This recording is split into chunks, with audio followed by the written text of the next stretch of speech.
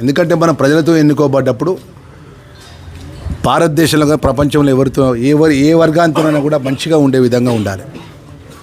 ఇక అధికారం వచ్చింది కదా అని చెప్పి ఆ ప్రాంతానికి వెళ్ళి మన తెలంగాణ ప్రజలను మనోభావాలు దెబ్బతినే విధంగా మన గుండెలు మనసులో ఇబ్బంది అయ్యే విధంగా మాట్లాడడం, మళ్ళీ ఇక్కడికి వచ్చి ఈ ప్రాంతానికి సంబంధించిన సినిమాల లోపల నటించుకుంటూ మరి రాబోయే రోజుల్లో కూడా చాలా విపరీతమైనటువంటి ఇబ్బంది ఎదుర్కొన్న పరిస్థితి వస్తుంది పవన్ కళ్యాణ్ గారి గిట్ట మా తెలంగాణ ప్రజలకు క్షమాపణ చెప్పకపోతే. యావత్ తెలంగాణ ప్రజలు కూడా ఎదురు చూస్తున్నారు.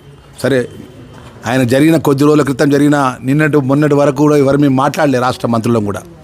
నిన్న మా రాష్ట్ర క్యాబినెట్ మంత్రులు మాట్లాడడం జరిగింది. ఈరోజు ఈ ప్రాంతానికి సంబంధించినటువంటి మరి ధర్మపురి ప్రజల ఆశీస్సున్న ఎమ్మెల్యేగా, రాష్ట్ర క్యాబినెట్ వెల్ఫేర్ మినిస్టర్గా ఈ జిల్లాలో మా కొండగట్టు ఆంజనేయ స్వామి ఉంటారు, మా స్వామివారు మనందరి విలవేల్పు.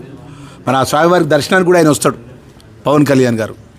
మరి అందుకే మరి వారిని ఇలా దర్శనం చేసుకొని స్వామివారి కొండగట్టు ఆంజనేయ స్వామి దర్శనం చేసుకొని ఆ దర్శనం తర్వాత ఆ స్వామివారి వారు చేసిన తప్పును నేను తెలంగాణ ప్రజల మనోభావాలు దెబ్బతినే విధంగా మాట్లాడినా అని చెప్పేసి ఆ స్వామివారిని కలిపియాలని చెప్పేసి ఇవాళ స్వామివారి దర్శనం చేసుకున్నాం.